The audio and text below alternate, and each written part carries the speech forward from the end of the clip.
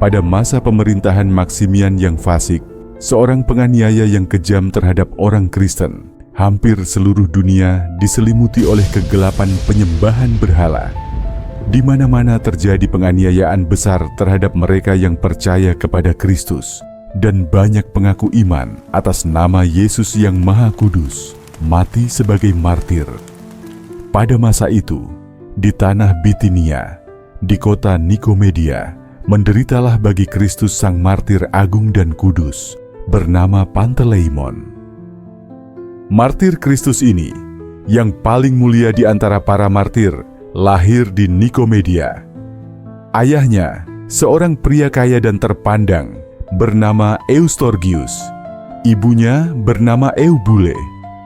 Ayahnya adalah seorang penyembah berhala yang sangat mengabdikan diri pada penyembahan berhala, sedangkan ibunya adalah seorang Kristen yang telah mempelajari iman kudus dari orang tuanya dan yang dengan sungguh-sungguh melayani Kristus. Maka, ayah dan ibunya bersatu secara jasmani, tetapi terpisah secara rohani.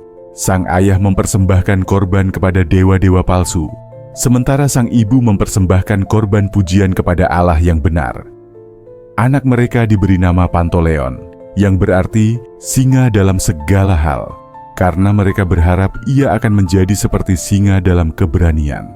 Namun kemudian, anak ini diganti namanya menjadi Panteleimon, yang berarti penuh belas kasih, karena ia menyembuhkan orang sakit tanpa meminta bayaran, memberi sedekah kepada orang miskin, dan dengan murah hati membagikan kekayaan warisan ayahnya kepada yang membutuhkan. Sejak kecil, ibunya mendidiknya dalam kesalehan Kristen, dimulai dari pengenalan akan satu-satunya Allah yang benar yang hidup di surga, Tuhan kita Yesus Kristus, agar ia dapat percaya kepadanya dan menyenangkannya melalui perbuatan baik serta menjauh dari politeisme kafir. Anak itu memperhatikan ajaran ibunya, dan sejauh usianya memungkinkan, ia menerima dan mengikutinya. Namun sungguh menyedihkan, ibunya yang menjadi pembimbing rohaninya meninggal dunia ketika ia masih anak-anak. Setelah kematian ibunya, anak ini dengan mudah mengikuti jalan kesesatan ayahnya. Sang ayah sering membawanya untuk menyembah berhala, sehingga meneguhkan dirinya dalam kesesatan kafir. Kemudian, anak itu dikirim ke sekolah tata bahasa, dan setelah berhasil menyelesaikan seluruh pelajaran, ayahnya mengirimnya ke sekolah kedokteran dan mempercayakannya kepada seorang dokter terkenal bernama Eufrosinus untuk dilatih dalam seni pengobatan. Karena memiliki pikiran yang cerdas, anak itu dengan mudah mempelajari semua yang diajarkan kepadanya dan segera melampaui teman-teman sekelasnya. Bahkan kepandaiannya dapat dibandingkan dengan gurunya sendiri. Selain itu, ia sopan, fasih berbicara, dan tampan, sehingga meninggalkan kesan yang sangat baik. Bahkan Kaisar Maximian pun mengetahui tentang dirinya, karena saat itu Kaisar tinggal di Nikomedia dan sedang giat menganiaya orang Kristen. Ia membakar 20.000 orang Kristen di dalam sebuah gereja pada hari Natal, membunuh uskup mereka, Antimus, dan menjatuhkan hukuman mati dalam berbagai bentuk setelah penyiksaan yang tidak manusiawi kepada banyak orang lainnya. Dr. Eufrosinus sering datang ke istana kekaisaran sang tiran, baik untuk kaisar sendiri maupun untuk para bangsawannya, karena ia adalah tabib istana. Ketika Eufrosinus datang ke istana, Pantoleon muda biasa menemaninya sebagai muridnya, dan semua orang terkagum oleh ketampanan dan kecerdasan anak itu. Ketika sang kaisar melihatnya, ia bertanya, "Dari mana anak ini berasal dan anak siapa dia?" Setelah menerima jawaban, Kaisar memerintahkan agar anak itu segera diselesaikan pelatihannya dalam bidang kedokteran, karena ia ingin pemuda itu selalu berada di sisinya, sebab menurutnya anak itu pantas untuk berdiri di hadapan Kaisar dan melayaninya. Saat itu, pemuda tersebut telah mencapai usia dewasa penuh. Pada masa itu, tinggal di Nikomedia seorang imam tua bernama Hermolaus. Karena takut terhadap kaum kafir yang tidak mengenal Allah, ia hidup tersembunyi bersama beberapa orang Kristen di sebuah rumah kecil dan tidak mencolok. Ketika Pantaleon sering mondar-mandir menuju tempat gurunya, jalannya melewati rumah tempat Hermolaus tinggal. Melalui sebuah jendela kecil, Hermolaus sering melihat anak itu lewat, dan dari wajah serta sikapnya, ia mengetahui bahwa anak itu berkarakter baik. Merasakan dalam rohnya bahwa anak itu akan menjadi bejana pilihan Allah, Hermolaus suatu hari keluar untuk menemuinya dan memintanya singgah sebentar ke rumahnya. Anak yang lembut hati dan taat itu masuk ke rumah imam tersebut. Setelah mempersilakannya duduk di sisinya, sang tua bertanya dari mana ia berasal dan tentang seluruh kehidupannya. Anak itu menceritakan segalanya secara rinci, bagaimana ibunya adalah seorang Kristen dan telah meninggal, serta tentang ayahnya yang masih hidup dan, sesuai hukum kafir, menyembah banyak dewa. Hermolaus lalu bertanya, "Tapi engkau, anak yang baik, pada pihak dan iman, siapakah engkau ingin berdiri? Pada pihak ayahmu atau ibumu?" "Ibuku," jawab anak itu, "selama ia hidup, mengajarkan aku imannya, dan aku menyukai imannya. Tapi ayahku, karena lebih kuat, memaksaku mengikuti hukum-hukum kafir dan ingin menempatkanku di istana kekaisaran sebagai pelayan kaisar." "Lalu apa yang diajarkan gurumu kepadamu?" tanya jana suci Hermolaus lagi. "Ajaran Asklepiades, Hippokrates, dan Galen. Itu yang diinginkan ayahku. Dan guruku berkata bahwa jika aku menguasai ajaran mereka, aku akan bisa menyembuhkan segala jenis penyakit dengan mudah." Mendengar hal ini, jana suci Hermolaus melihat kesempatan untuk memberikan pengajaran yang bermanfaat dan mulai menaburkan benih firman Tuhan di hati anak itu, seperti menabur benih yang baik di tanah yang subur. "Percayalah kepadaku, anak muda yang baik," katanya. "Aku akan mengatakan satu kebenaran kepadamu.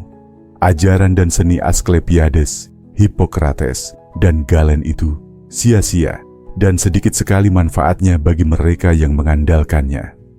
Dan dewa-dewa yang disembah oleh Kaisar Maximian, ayahmu, dan para penyembah berhala lainnya itu palsu belaka. Hanyalah tipuan dan sandiwara untuk orang-orang yang lemah pikirannya. Tetapi ada satu Allah yang benar dan maha kuasa, Yesus Kristus. Jika engkau percaya kepadanya, engkau akan dapat menyembuhkan segala penyakit hanya dengan menyerukan namanya yang maha suci. Sebab ia telah memberikan penglihatan kepada orang buta, menyucikan orang kusta, membangkitkan orang mati, dan dengan satu kata saja melepaskan orang dari kerasukan setan yang disembah oleh kaum kafir. Bahkan jubahnya pun menyembuhkan. Seorang perempuan yang menderita pendarahan selama 12 tahun langsung sembuh begitu menyentuh ujung jubahnya. Pantaleon menerima semua ajaran dari jana suci Hermolaus sebagai kebenaran dan menyimpannya dalam hatinya. Ia merenungkannya dengan sukacita dan berkata kepada sang imam suci, "Aku sering mendengar hal ini dari ibuku dan sering melihat bagaimana ia berdoa dan menyeru Allah yang tadi engkau ceritakan." Sejak hari itu, Pantaleon datang setiap hari kepada imam tua tersebut, menikmati percakapannya yang penuh ilham, dan semakin teguh dalam pengenalan akan Allah yang benar. Setiap kali ia kembali dari gurunya, Eufrosinus, ia tidak pernah pulang ke rumah tanpa terlebih dahulu mengunjungi sang imam dan menerima pengajaran yang menyelamatkan jiwanya. Suatu kali, dalam perjalanan pulang dari gurunya, ia mengambil jalan memutar dan secara kebetulan menemukan jasad seorang anak kecil yang telah mati akibat gigitan ular besar, dan ular itu sendiri masih tergeletak di dekat anak yang terkena racun itu. Melihat kejadian itu, Pantaleon awalnya ketakutan dan mundur sedikit, tetapi kemudian ia berpikir dalam hati, sekarang saatnya untuk menguji dan memastikan apakah semua yang dikatakan Imam Hermolaus itu benar atau tidak. ia menengadah ke langit dan berkata, "Tuhan Yesus Kristus, meskipun aku tidak layak menyeru namamu, tetapi jika Engkau menghendaki aku menjadi hamba-Mu, tunjukkanlah kuasa-Mu, dan buatlah anak ini hidup kembali dalam nama-Mu." Seketika itu juga anak itu bangkit hidup, seolah baru terbangun dari tidur. Maka Pantaleon pun percaya sepenuhnya kepada Kristus. Ia mengangkat pandangan tubuh dan jiwanya ke surga dan memuji Allah dengan sukacita dan air mata, karena telah memanggilnya keluar dari kegelapan menuju terang pengenalan akan Dia. Ia segera pergi kepada Imam Hermolaus, tersungkur di kakinya, dan memohon untuk dibaptis. Ia menceritakan apa yang telah terjadi, bagaimana anak yang telah mati itu hidup kembali oleh kuasa nama Yesus Kristus, sementara ular itu mati. Kemudian, jana suci Hermolaus pergi bersamanya melihat ular yang telah mati itu, dan ketika ia melihatnya, ia memuliakan Allah atas mujizat yang telah membuat Pantaleon mengenalnya.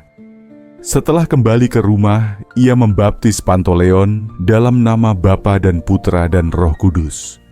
Lalu, ia merayakan liturgi di ruang dalamnya dan memberikan perjamuan kudus berupa tubuh dan darah Kristus kepada Pantaleon. Setelah dibaptis, Pantaleon tinggal bersama Imam Hermolaus selama 7 hari, seperti minum dari mata air hidup, menerima sabda ilahi dari mulut imam, dan oleh kasih karunia Kristus. Pada hari ke-8, ia pulang ke rumah, dan ayahnya bertanya kepadanya, "Di mana engkau selama beberapa hari ini, anakku? Aku sangat khawatir akan dirimu." "Aku bersama guruku di istana Kaisar," jawab sang jana suci Panteleimon. "Kami merawat seorang sakit yang sangat dikasihi oleh Kaisar, dan kami tidak meninggalkannya selama 7 hari, hingga ia sembuh." Demikianlah kata jana suci Panteleimon itu, dan ia tidak berbohong, sebab dalam bentuk perumpamaan, ia berbicara dengan kebenaran secara alegoris. Dalam pikirannya, ia menyebut jana suci Hermolaus sebagai gurunya. Istana kerajaan berarti kedamaian batin, di mana misteri ilahi berlangsung. Dan orang sakit itu adalah jiwanya sendiri, yang dikasihi oleh Raja Surgawi, dan yang selama 7 hari telah menerima pengobatan rohani. Ketika keesokan harinya ia datang kepada Eufrosinus, gurunya itu bertanya, "Di mana engkau selama beberapa hari ini?" Jawabnya, "Ayahku membeli sebidang tanah, mengutusku untuk menerima dan meneliti semuanya dengan seksama, karena tanah itu dibeli dengan harga yang sangat mahal." Di sini pun ia berbicara secara alegoris tentang pembaptisan kudus yang telah ia terima, dan tentang misteri-misteri lain dari iman Kristen yang telah ia pelajari dan yang nilainya jauh melebihi segala kekayaan, sebab semuanya ditebus oleh darah Kristus. Ketika mendengar hal ini, Eufrosinus tidak lagi bertanya, dan Pantaleon yang diberkati dipenuhi oleh rahmat Allah, membawa dalam dirinya harta iman suci. Ia sangat ingin membawa ayahnya keluar dari kegelapan penyembahan berhala menuju terang pengenalan akan Kristus. Dengan bijak ia berbicara setiap hari kepada ayahnya dengan perumpamaan dan pertanyaan. Ia berkata, "Ayah, mengapa patung-patung dewa yang dibuat dalam posisi berdiri tetap berdiri seperti semula dan tidak pernah duduk? Dan mengapa yang dibuat dalam posisi duduk tetap duduk sampai hari ini dan tidak pernah berdiri?" "Pertanyaanmu tidak terlalu jelas bagiku," jawab ayahnya, "dan aku tidak tahu harus menjawab apa." Dengan terus-menerus mengajukan pertanyaan-pertanyaan seperti itu kepada ayahnya, Pantaleon membuatnya kehilangan kepercayaan pada dewa-dewanya dan mulai menyadari kebohongan dan kesesatan dari penyembahan berhala. Ayahnya yang sebelumnya selalu mempersembahkan korban dalam jumlah besar kepada para berhala setiap hari, sekarang berhenti menyembah mereka dan mulai meremehkan mereka. Melihat hal itu, Pantaleon bersukacita karena setidaknya ia telah menanamkan keraguan di hati ayahnya tentang para berhala. meskipun ia belum sepenuhnya berhasil membuat ayahnya berpaling dari mereka. Pantaleon sering ingin menghancurkan patung-patung berhala ayahnya yang jumlahnya sangat banyak di rumah. Tetapi ia menahan diri, sebagian karena tidak ingin membuat ayahnya marah. Karena menurut perintah Allah, kita harus menghormati orang tua. Dan sebagian lagi karena ia sedang menunggu saat di mana ayahnya sendiri mengenal Allah yang benar dan mau menghancurkan berhala-berhala itu dengan tangannya sendiri. Pada waktu itu, seorang pria buta dibawa kepada Pantaleon dan memohon penyembuhan dengan kata-kata ini, "Aku mohon kepadamu, kasihanilah aku yang buta ini dan kehilangan cahaya yang sangat berharga. Semua tabib di kota ini telah mengobatiku, tetapi aku tidak memperoleh manfaat apapun dari mereka. Bahkan aku kehilangan sisa-sisa cahaya yang masih bisa kulihat bersama dengan seluruh hartaku. Karena aku telah menghabiskan segalanya untuk membayar mereka, tetapi bukannya sembuh, aku justru mendapatkan kerugian dan kehilangan waktu." Sang jana suci menjawab, "Jika engkau telah menghabiskan seluruh hartamu kepada para tabib yang tidak memberimu manfaat, bagaimana engkau akan membalas jasaku jika engkau menerima kesembuhan dan dapat melihat? Segala sesuatu yang masih tersisa padaku," seru orang buta itu, "akan dengan rela kuberikan kepadamu." "Karunia penglihatan," kata sang jana suci, "yang akan menyingkapkan cahaya kepadamu, akan diberikan oleh Bapa segala terang, Allah yang sejati, melalui aku, hamba-Nya yang tidak layak. Karena itu, berikanlah apa yang telah engkau janjikan bukan kepadaku, tetapi bagikanlah kepada orang-orang miskin." Mendengar ini, Eustorgius, ayah Pantaleon, berkata kepadanya, "Anakku, jangan gegabah melakukan sesuatu yang tidak bisa kau kerjakan, supaya engkau tidak mempermalukan dirimu sendiri. Kenyataannya, apalagi yang bisa kau perbuat dibandingkan para tabib yang jauh lebih berpengalaman darimu, yang telah mengobatinya namun tidak berhasil menyembuhkannya?" "Tidak satu pun dari para tabib itu," balas sang jana suci, "mengetahui cara yang aku ketahui, karena ada perbedaan besar antara mereka dan guruku yang telah menyatakan caranya kepadaku." Mengira bahwa ia berbicara tentang gurunya, Eufrosinus, ayahnya berkata, "Aku mendengar bahwa gurumu juga telah mengobati orang buta ini dan tidak berhasil." "Tunggu sebentar saja, ayah," jawab Pantaleon, "dan engkau akan melihat kuasa dari pengobatanku." Dengan kata-kata itu, ia menyentuh mata si buta dengan jari-jarinya sambil berkata, "Dalam nama Tuhanku Yesus Kristus yang menerangi orang buta, terimalah kembali penglihatanmu." Seketika itu juga, mata orang buta itu terbuka dan ia mulai melihat. Dan pada saat itu juga, Eustorgius, ayah Pantaleon, serta orang yang telah sembuh itu percaya kepada Kristus. Keduanya dibaptis oleh Imam Suci Hermolaus, dan mereka dipenuhi sukacita rohani yang besar karena kuasa dan kasih karunia Kristus. Kemudian Eustorgius mulai menghancurkan semua berhala di rumahnya, dan putranya Pantaleon membantunya. Setelah menghancurkan semua berhala menjadi serpihan, mereka membuang sisa-sisanya ke dalam lubang yang dalam dan menimbunnya dengan tanah. Eustorgius hanya hidup sebentar setelah itu dan kemudian berpulang kepada Tuhan.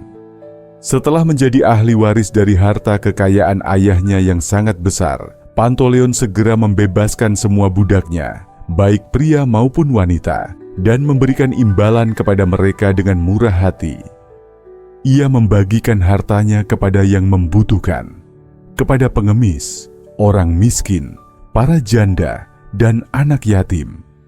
Ia mengunjungi penjara-penjara dan menjenguk semua yang menderita dalam belenggu, menghibur mereka dengan perawatan medis dan pemberian barang-barang yang mereka butuhkan. Dengan demikian, ia menjadi tabib bukan hanya untuk luka jasmani, tetapi juga penderitaan dan kemiskinan manusia. semua orang menerima bantuan dengan murah hati darinya. Orang miskin diperkaya oleh kemurahan hatinya, dan dalam menyembuhkan mereka, ia dibantu oleh kasih karunia Allah.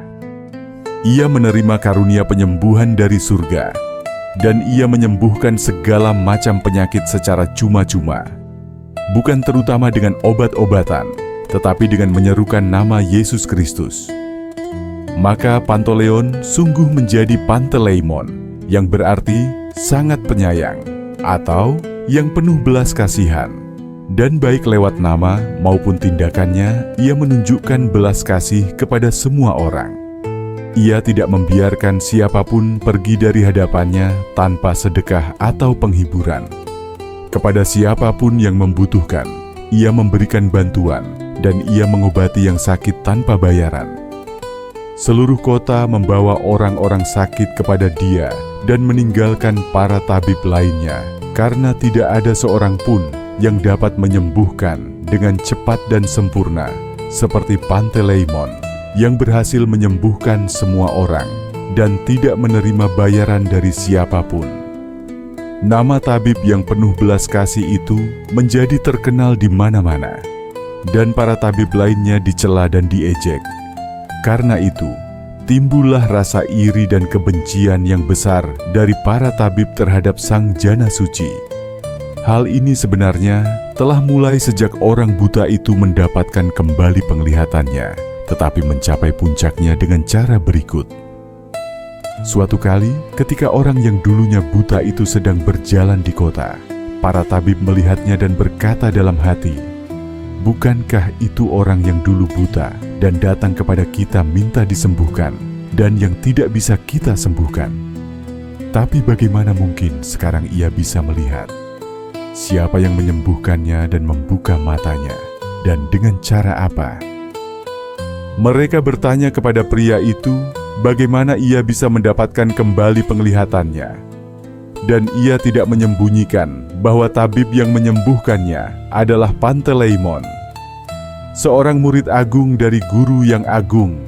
Kata mereka, karena mereka tahu bahwa ia adalah murid dari Eufrosinus. Namun, mereka tidak mengetahui bahwa kuasa Kristuslah yang bekerja melalui Panteleimon, dan tanpa sadar mereka mengakui kebenaran bahwa Panteleimon adalah murid agung dari guru agung, yaitu Yesus Kristus. Meskipun mereka memuji Jana Suci itu secara tidak tulus dengan mulut mereka, pada saat yang sama karena iri hati, mereka merencanakan kejahatan dalam hati dan mengamati Sang Jana Suci, mencoba mencari-cari tuduhan terhadapnya untuk membunuhnya. Mereka melihat bahwa ia sering pergi ke penjara dan menyembuhkan luka-luka para murid Kristus yang menderita di sana, lalu mereka melaporkannya kepada Tiran Maksimian. "Wahai Kaisar, pemuda yang kau perintahkan untuk mempelajari ilmu kedokteran dan yang kau harapkan akan tinggal bersamamu di istana telah mengabaikan kebaikanmu yang nyata kepadanya. Ia justru berkeliaran di penjara-penjara, merawat para murid Kristus yang menghujat para dewa kita, dan mempengaruhi orang lain untuk mengikuti ajaran sesat itu. Jika engkau tidak segera membunuhnya, ia akan membawa kekacauan besar bagimu, karena banyak orang akan terpengaruh oleh ajarannya dan meninggalkan para dewa." Ilmu pengobatan yang digunakan oleh Panteleon tidak ia sandarkan pada Aesculapius atau dewa-dewa lainnya, melainkan kepada seseorang bernama Kristus. Dan semua yang ia sembuhkan percaya kepadanya. Demikianlah para pemfitnah itu berbicara, dan mereka memohon kepada Kaisar agar memanggil orang buta yang telah disembuhkan oleh Panteleon sebagai bukti untuk menguatkan ucapan mereka. Sang Kaisar segera memerintahkan agar orang buta yang telah mendapat kembali penglihatannya itu dicari. Ketika ia dibawa ke hadapan Kaisar, Kaisar bertanya, "Katakan kepadaku, wahai pria, bagaimana Panteleon menyembuhkan matamu?" "Ia menyerukan nama Kristus," jawab pria itu, "dan menyentuh mataku, dan seketika aku dapat melihat." "Dan menurutmu," tanya Kaisar, Kristuskah yang menyembuhkanmu, atau para dewa?" "Wahai Kaisar," jawabnya, "tabib-tabib yang kau lihat di sekelilingmu telah berusaha menyembuhkan aku selama waktu yang lama. Mereka mengambil semua hartaku dan bukan hanya gagal menyembuhkanku, tetapi malah memperburuk keadaanku hingga aku buta total." Panteleimon, hanya dengan satu seruan nama Kristus memberiku penglihatan. Maka sekarang, wahai Kaisar, nilai dan putuskan sendiri siapa tabib yang sejati dan terbaik, Aeskulapius dan para dewa lainnya yang telah lama diseru namun tak berguna, atau Kristus yang hanya sekali diseru oleh Panteleimon dan langsung menyembuhkanku. Tidak tahu harus menjawab apa, Kaisar, seperti kebanyakan tiran, mulai membujuknya agar menjadi murtad. "Jangan bicara sembarangan, wahai pria, dan jangan sebut-sebut Kristus. Jelas bahwa para dewa yang telah memberimu penglihatan." Tanpa gentar pada kekuasaan Kaisar atau ancaman tiran, pria yang telah disembuhkan itu menjawab dengan lebih berani daripada orang buta dalam Injil ketika diinterogasi oleh orang-orang Farisi. Yohanes 9 ayat 27. "Justru engkaulah yang berbicara sembarangan, wahai Kaisar, ketika menyebut dewa-dewamu yang buta itu sebagai pemberi penglihatan, dan engkau sama seperti mereka karena tidak ingin melihat kebenaran." Kaisar pun marah besar dan memerintahkan agar ia segera dipenggal. Maka kepala sang pengaku nama Yesus Kristus yang setia itu pun ditebas, dan ia pun berpulang untuk melihat secara langsung dalam terang surgawi yang kekal Dia yang telah ia akui di bumi setelah menerima penglihatan jasmani. Jana suci Panteleimon membeli jenazahnya dari para algojo dan menguburkannya di dekat makam ayahnya. Setelah itu, Kaisar memanggil Panteleon. Saat para prajurit menggiring sang jana suci ke hadapan Kaisar, ia menyanyikan bait-bait dari Mazmur Daud. "Ya Allah, janganlah engkau berdiam terhadap pujianku, sebab mulut orang fasik dan penipu telah terbuka terhadap aku." Dan ia melanjutkan seluruh Mazmur 108. Maka secara jasmani ia berdiri di hadapan Raja Duniawi, tetapi secara rohani ia berdiri di hadapan Raja Surga. Tanpa menunjukkan kemarahan, Kaisar Maksimian mulai membujuknya dengan lembut. "Hal-hal yang tidak baik telah aku dengar tentang dirimu, Panteleon. Mereka mengatakan bahwa engkau mencela dan merendahkan Aeskulapius dan para dewa lainnya, sementara engkau memuliakan Kristus, yang mati dengan cara yang hina. Dan engkau menaruh harapan hanya padanya dan menyebutnya sebagai Tuhan. Aku pikir engkau tahu betapa besar perhatian dan kebaikanku padamu. Aku menerima engkau di istanaku dan memerintahkan gurumu Eufrosinus untuk segera mengajarkan ilmu kedokteran kepadamu, agar engkau selalu berada di sisiku. Namun engkau mengabaikan semua itu dan berpihak kepada musuh-musuhku. Tapi aku tidak ingin langsung percaya pada apa yang dikatakan orang, karena manusia sering berkata bohong. Maka aku memanggilmu agar engkau sendiri menjelaskan kebenaran, membuktikan bahwa semua tuduhan itu palsu, dan dengan pantas mempersembahkan korban kepada para dewa agung. Kita harus menunjukkan iman kita lebih dengan perbuatan daripada dengan kata-kata. Wahai Kaisar, jawab sang jana suci, karena kebenaran lebih dikenal lewat tindakan daripada ucapan. Maka percayalah pada cerita tentangku, bahwa aku memang menyangkal Aeskulapius dan para dewamu, dan memuliakan Kristus. Karena melalui perbuatannya, aku telah mengenal bahwa Dialah satu-satunya Allah yang sejati. Dengarkanlah secara singkat perbuatan Kristus. Dia menciptakan langit dan menetapkan bumi, membangkitkan orang mati, memulihkan penglihatan orang buta, menyembuhkan penderita kusta, dan dengan satu kata membangkitkan orang lumpuh dari tempat tidurnya. Apa yang telah dilakukan oleh dewa-dewa yang kau sembah seperti itu, aku tidak tahu. Apakah mereka bisa mencipta? Jika engkau ingin mengetahui kuasa Kristus yang Maha Kuasa, engkau akan melihatnya sekarang juga. Perintahkan seseorang yang sedang sakit parah untuk dibawa ke sini, yang oleh para tabib telah dinyatakan tidak ada harapan. Biarkan para imammu datang dan memohon kepada dewa-dewa mereka, dan aku akan memohon kepada Tuhanku. Siapapun yang menyembuhkan orang sakit itu, dialah yang diakui sebagai Tuhan yang sejati, dan yang lainnya harus ditolak. Kaisar menyukai usulan Sang Jana Suci, dan ia segera memerintahkan agar seorang pasien yang sangat sakit dicari. Maka dibawalah seorang pria yang telah lumpuh selama bertahun-tahun, tak dapat menggerakkan anggota tubuhnya, seperti pohon tak bernyawa. Lalu datanglah para imam penyembah berhala dan tabib berpengalaman, dan mereka menawarkan agar Sang Jana Suci lebih dulu menyerukan nama Kristus. Tetapi ia berkata, "Jika aku lebih dulu menyerukan Tuhanku, dan dia menyembuhkan orang lumpuh ini, lalu siapa yang akan disembuhkan oleh dewa-dewamu?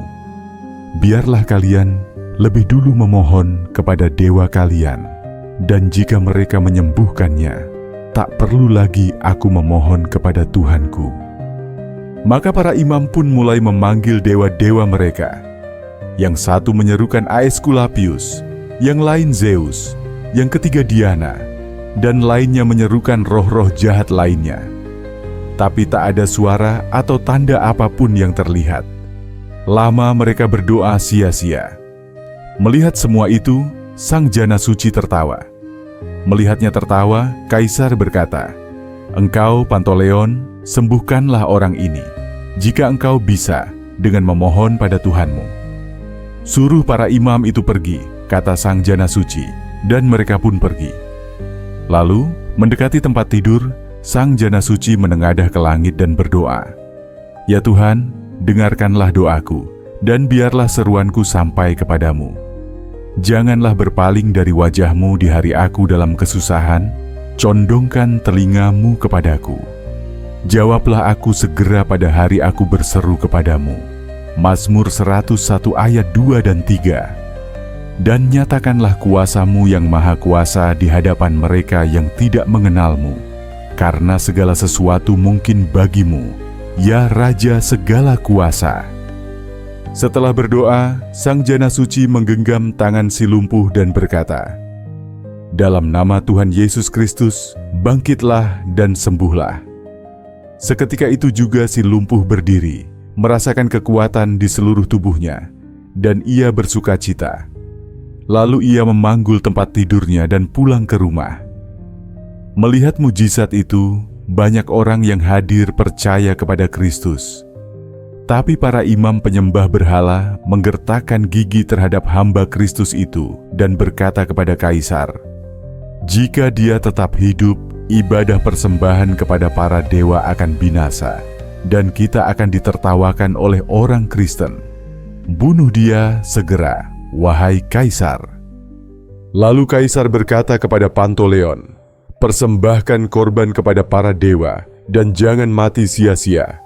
Engkau tahu berapa banyak orang yang telah dibunuh karena menyangkal dewa-dewa kita dan menentang perintah kita. Engkau tentu tahu betapa kejamnya siksaan terhadap Antimus yang sudah tua itu. Semua yang mati karena Kristus tidak binasa, melainkan memperoleh hidup yang kekal," jawab Sang Jana Suci.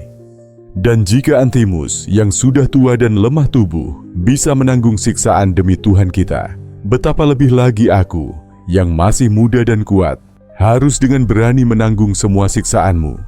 Karena hidup ini sia-sia jika aku tidak mati demi Kristus. Dan jika aku mati, itu keuntungan bagiku." Filipi 1 ayat 21.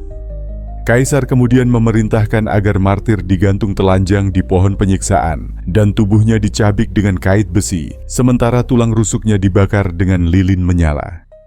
Menanggung semua siksaan itu, ia memandang ke langit dan berkata, "Ya Tuhan Yesus Kristus, kuatkan aku saat ini, Berilah aku ketabahan, agar aku sanggup menanggung penderitaan hingga akhir."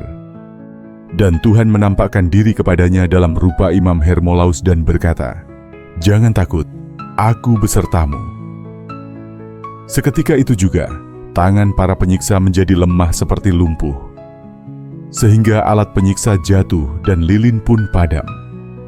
Melihat itu, Kaisar memerintahkan agar martir diturunkan dari pohon dan berkata, "Apa kekuatan sihirmu, hingga para algojo tak berdaya dan lilin padam?" "Sihirku adalah Kristus," jawab sang martir. "Kuasanya yang maha kuasa bekerja atas segala sesuatu." "Dan apa yang akan kau lakukan?" tanya Kaisar. "Jika aku perintahkan siksaan yang lebih kejam lagi?" "Dalam siksaan yang lebih besar," jawab sang martir, "Kristusku akan menyatakan kuasa yang lebih besar dan memberiku ketabahan yang lebih besar, agar engkau dipermalukan. Dan dengan menanggung siksaan lebih berat demi Dia, aku akan menerima ganjaran yang lebih besar darinya." Kemudian sang penyiksa memerintahkan agar timah dilelehkan dalam sebuah kuali besar dan sang martir dilemparkan ke dalamnya. Ketika timah telah mencair dan sang martir diangkat ke dalam kuali, ia menengadah ke langit dan berdoa, "Ya Allah, dengarlah seruanku saat aku berdoa kepadamu. Lepaskanlah jiwaku dari ketakutan akan musuh. Lindungilah aku dari gerombolan pelaku kejahatan dan dari kerumunan mereka yang pekerjaannya adalah kejahatan." Mazmur 63 ayat 2 dan 3. Saat ia berdoa, Tuhan kembali menampakkan diri kepadanya dalam rupa Hermolaus. Memegang tangannya, Dia masuk bersamanya ke dalam kuali, dan seketika api pun padam dan timah menjadi dingin, sementara sang martir menyanyikan bait Mazmur, "Aku berseru kepada Allah dan Tuhan mendengarkanku. Di waktu petang, pagi, dan siang, aku akan berdoa dan menyampaikan kebutuhanku, dan Dia akan mendengarkan suaraku." Mazmur 54 ayat 17 dan 18. Orang-orang yang menyaksikan tercengang melihat mujizat tersebut, tetapi sang kaisar berseru, "Apalagi yang bisa dicoba jika api dipadamkan dan timah menjadi dingin? Penyiksaan apa yang harus aku berikan pada penyihir ini? Karena dia tidak bisa menyihir seluruh lautan, lemparkan dia ke dalam laut yang dalam, dan dia pasti akan binasa." Sang penyiksa memerintahkan hal ini dilakukan. Maka para prajurit menangkap sang martir dan membawanya ke laut. Di sana mereka menaikkannya ke sebuah perahu dan mengikatkan batu besar di lehernya. Setelah mereka berlayar cukup jauh dari pantai, mereka melemparkannya ke laut dan kembali ke daratan. Ketika sang martir dilemparkan ke laut, Kristus kembali menampakkan diri seperti sebelumnya dalam rupa Hermolaus. Batu yang diikatkan di leher sang martir menjadi ringan seperti daun, sehingga Panteleimon tetap berada di permukaan laut tanpa tenggelam, dan ia berjalan di atas air seperti di daratan, dipandu oleh tangan Kristus, seperti yang pernah dialami Rasul Petrus. Ia melangkah ke pantai sambil memuji dan memuliakan Allah, lalu berdiri di hadapan sang kaisar. Kaisar pun terdiam oleh mujizat ini, lalu berseru, "Apa kekuatan sihirmu, Panteleon, sehingga bahkan laut pun tunduk kepadamu?" "Bahkan laut pun," jawab sang martir, "taat kepada tuanku dan melakukan kehendaknya." "Jadi engkau menguasai laut?" tanya sang kaisar. "Bukan aku," jawab sang martir, "melainkan Kristus, sang pencipta dan penguasa segala ciptaan, yang kelihatan maupun tidak kelihatan. Dia adalah Tuhan atas langit dan bumi, dan juga atas laut, sebab jalannya ada di laut, dan jalan-jalannya di air yang dalam." Mazmur 76 ayat 20. Setelah itu, sang tiran memerintahkan agar sebuah sirkus dipersiapkan di luar tembok kota untuk menyerahkan sang martir dimangsa oleh binatang buas. Seluruh kota berkumpul untuk menyaksikan peristiwa ini, ingin melihat bagaimana seorang pemuda tampan yang menderita tanpa kesalahan akan dicabik-cabik oleh binatang buas. Sang kaisar pun hadir. Sambil menunjuk ke binatang-binatang, ia berkata, "Itulah nasibmu. Maka taatilah aku, pikirkan masa mudamu, sayangilah tubuhmu yang rupawan, dan persembahkan kurban kepada para dewa. Jika tidak, engkau akan mati secara kejam, dicabik-cabik oleh taring binatang buas. Namun sang martir menyatakan keinginannya untuk dimangsa binatang buas daripada tunduk pada nasihat jahat itu, dan ia pun dilemparkan ke hadapan binatang-binatang tersebut. Sekali lagi, Tuhan menampakkan diri kepadanya dalam rupa Imam Hermolaus, menutup mulut binatang-binatang itu dan menjadikan mereka selembut anak domba, sehingga mereka mendekati sang martir dan menjilat kakinya. Ia mengelus mereka dengan tangannya, sementara mereka berebut untuk disentuh olehnya. Ketika orang-orang menyaksikan ini, mereka tercengang dan berseru, "Besar kuasa Tuhan orang Kristen, bebaskanlah pemuda yang tidak bersalah dan benar ini." Sang kaisar dipenuhi kemarahan, mengirimkan tentara bersenjata untuk membunuh mereka yang memuliakan Kristus sebagai Tuhan. Maka banyak dari mereka yang percaya kepada Kristus dibunuh. Lalu kaisar memerintahkan agar semua binatang buas itu disembelih. Melihat hal ini, sang martir berseru, "Kemuliaan bagimu, ya Kristus Allah, karena bukan hanya manusia, tetapi bahkan binatang buas pun mati demi Engkau." Dalam kemurkaan dan kesedihan, sang kaisar melemparkan sang martir ke dalam penjara dan meninggalkan arena tontonan itu. Mereka yang dibunuh dikuburkan oleh kerabat mereka masing-masing, tetapi bangkai binatang-binatang dibiarkan sebagai mangsa anjing dan burung pemakan bangkai. Namun sebuah mujizat besar terjadi. Bangkai-bangkai binatang itu selama berhari-hari tidak disentuh bahkan oleh anjing ataupun burung. Lebih dari itu, bangkai mereka tidak menimbulkan bau busuk. Ketika sang kaisar mendengar hal ini, ia memerintahkan agar bangkai-bangkai itu dibuang ke dalam lubang yang dalam dan ditimbun dengan tanah. Bagi sang martir, tiran itu memerintahkan agar sebuah roda penyiksaan mengerikan dibuat, dipasang dengan paku-paku tajam.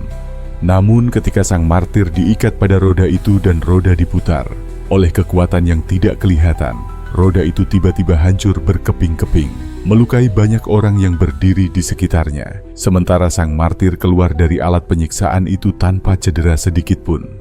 Ketakutan besar meliputi semua orang yang menyaksikan mujizat-mujizat ini, di mana Tuhan dimuliakan melalui hamba-Nya. Sang kaisar pun tercengang dan bertanya kepada sang martir, "Siapa yang mengajarkanmu melakukan sihir sehebat ini?" "Itu bukan sihir," kata sang martir, "melainkan kesalehan Kristen yang sejati, yang diajarkan kepadaku oleh seorang pria kudus, Imam Hermolaus." "Dan di mana gurumu Hermolaus?" tanya sang kaisar. "Kami ingin melihatnya." Sekarang sang martir menyadari dalam rohnya bahwa waktu sudah dekat bagi Hermolaus untuk menerima mahkota kemartiran, dan ia menjawab kaisar, "Jika engkau memerintahkannya, aku akan membawanya." Maka sang martir dikawal oleh 3 penjaga, diutus untuk memanggil Imam Hermolaus. "Ada 2 rekanku, budak sejati Kristus, Hermipus dan Hermokrates," jawab sang tua. Maka sang kaisar memerintahkan mereka untuk dipanggil dan berkata kepada ketiga hamba Kristus itu, "Kalianlah yang telah membelokkan Pantoleon dari para dewa kita." "Kristus Tuhan kami," jawab mereka, memanggil kepadanya siapapun yang dia anggap layak dan membawa mereka keluar dari kegelapan penyembahan berhala ke dalam terang pengenalannya. "Hentikan kata-kata bohong kalian," kata sang kaisar, "dan bujuklah Pantoleon kembali menyembah para dewa. Maka kesalahan kalian akan dimaafkan, dan kalian akan menerima kehormatan sebagai sahabatku yang paling dekat di istana." "Bagaimana mungkin kami melakukan itu?" tanya para jana suci dengan teguh. "Ketika kami sendiri siap mati bersama dia demi Kristus Tuhan kami, baik kami maupun dia tidak akan menyangkal Kristus, apalagi mempersembahkan kurban kepada berhala yang tuli dan hampa." Sambil mengatakan itu, mereka semua memusatkan pikiran mereka kepada Allah dan mulai berdoa menengadah ke langit. Dari atas, Sang Juru Selamat menampakkan diri kepada mereka, dan segera gempa bumi mengguncang seluruh istana. "Lihatlah betapa murkanya para dewa terhadap kalian," seru Kaisar. "Mereka mengguncang bumi." "Engkau benar," jawab para jana suci, "bahwa karena para dewamulah bumi terguncang, karena mereka telah jatuh dari tempatnya ke tanah dan hancur, dijatuhkan oleh kuasa Tuhan kami yang murka terhadapmu." Sementara mereka berbicara, seorang utusan datang berlari ke hadapan Kaisar dari kuil dengan berita bahwa semua berhala mereka telah roboh ke tanah dan hancur menjadi debu. Namun sang Kaisar yang dungu tidak melihat kuasa Tuhan dalam semua ini, melainkan menyangka itu sihir orang Kristen, dan Kaisar itu berseru, "Sungguh, jika kita tidak segera membunuh para penyihir ini, seluruh kota akan binasa karena mereka." Ia memerintahkan Panteleimon untuk dibawa kembali ke penjara, sementara Hermolaus dan kedua temannya, setelah disiksa dengan berat, dijatuhi hukuman penggal. Maka ketiga martir kudus, Hermolaus, Hermippus, dan Hermokrates, setelah menyelesaikan pengakuan kemartiran mereka, berdiri bersama di hadapan Tritunggal Maha Kudus dalam kemuliaan surgawi. Setelah itu, Kaisar memerintahkan agar jana suci Panteleimon dibawa menghadap dan berkata kepadanya, "Aku telah membuat banyak orang berpaling dari Kristus kepada dewa-dewa kita. Hanya kamu, seorang yang tidak mau menaati aku. Gurumu, Hermolaus, bersama dua temannya, telah menyembah dewa-dewa dan mempersembahkan korban kepada mereka, dan aku telah memberi mereka kehormatan tinggi di istanaku. Sekarang lakukanlah hal yang sama, dan kamu akan menerima kehormatan yang sama seperti mereka." Namun karena tahu dalam rohnya bahwa para kudus itu telah menyelesaikan pertandingan mereka, sang martir berkata kepada Kaisar, "Perintahkan mereka datang ke sini, supaya aku dapat melihat mereka di hadapanmu." "Mereka tidak ada di sini sekarang," kata Kaisar dengan berbohong, "karena aku telah mengirim mereka ke kota lain, di mana mereka akan menerima kekayaan besar." "Tanpa kau sadari, engkau telah mengatakan yang benar," jawab sang martir, "karena engkau memang telah mengusir mereka dari sini dengan menjatuhkan hukuman mati. Sesungguhnya mereka telah pergi ke kota surgawi milik Kristus untuk menerima kekayaan yang tak terbayangkan oleh mata manusia." 1 Korintus 2 ayat 9. Menyadari bahwa mustahil memalingkan sang martir dari imannya, Kaisar memerintahkan agar ia dipukuli dengan kejam. Setelah tubuhnya dipenuhi luka, ia dijatuhi hukuman mati. Kepalanya akan dipenggal dan tubuhnya dibakar. Para prajurit membawanya keluar kota untuk dipenggal. Ketika ia berjalan menuju kematiannya, sang martir menyanyikan Mazmur Daud. "Sering mereka menyerang aku sejak masa mudaku, tetapi mereka tidak mengalahkan aku. Orang-orang berdosa membajak di punggungku." Dan seterusnya sampai akhir Mazmur, Mazmur 128. Setelah para prajurit membawa sang martir cukup jauh dari kota, mereka sampai di tempat yang telah ditentukan Tuhan sebagai tempat ia akan mengakhiri hidupnya. Mereka mengikat Panteleimon pada pohon zaitun, dan Algojo mengayunkan pedangnya ke leher sang martir. Namun besi itu melunak seperti lilin, dan sang martir tidak terluka karena ia belum selesai berdoa. Para prajurit berseru ketakutan, "Agunglah Allah orang-orang Kristen." Seketika itu juga mereka sujud di kaki sang martir, memohon, "Kami mohon, hamba Allah, doakanlah kami agar dosa-dosa kami yang kami lakukan terhadapmu atas perintah Kaisar diampuni." Sementara sang martir berdoa, terdengar suara dari surga yang memanggil namanya yang baru. Tuhan mengganti namanya dari Pantoleon menjadi Panteleimon, dan secara nyata menganugerahkan kepadanya rahmat untuk mengasihani semua orang yang datang kepadanya dalam segala kesesakan dan penderitaan. Setelah itu, Tuhan memanggilnya ke surga. Dipenuhi sukacita, sang martir meminta para prajurit untuk memenggal kepalanya. Namun mereka enggan karena takut. Maka sang martir berkata kepada mereka, "Jika kalian tidak melakukan apa yang kukatakan, kalian tidak akan menerima belas kasihan dari Kristusku." Akhirnya, para prajurit mendekat dan terlebih dahulu mencium seluruh tubuhnya. Lalu, salah seorang dari mereka diperintahkan untuk memenggalnya, dan sebagai gantinya darah yang keluar dari lehernya adalah susu. Seketika itu juga, pohon zaitun tersebut dipenuhi buah dari akar hingga ke puncaknya. Melihat kejadian ini, banyak dari orang-orang yang hadir saat eksekusi menjadi percaya kepada Kristus. Ketika Kaisar mendengar tentang mujizat-mujizat ini, ia memerintahkan agar pohon zaitun itu segera ditebang dan dibakar bersama tubuh sang martir.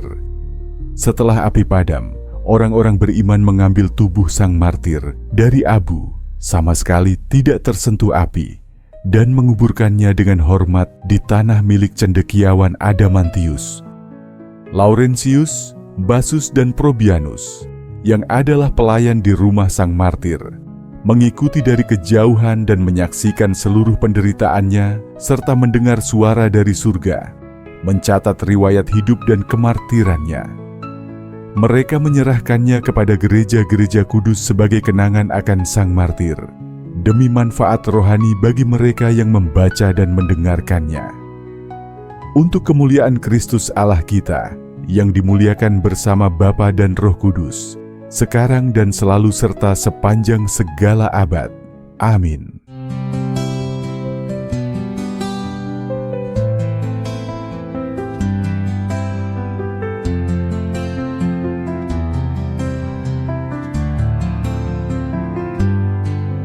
Tuhan, kasihanilah.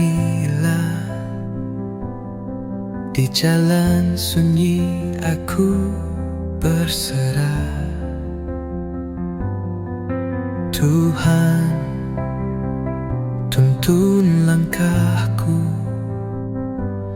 Dalam gelap, Kaulah pelitaku.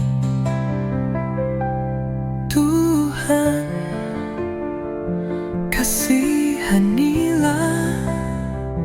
Hatiku berseru hanya padamu. Tuhan, kasihanilah. Tuhan, kasihanilah. Tuhan, kasihanilah.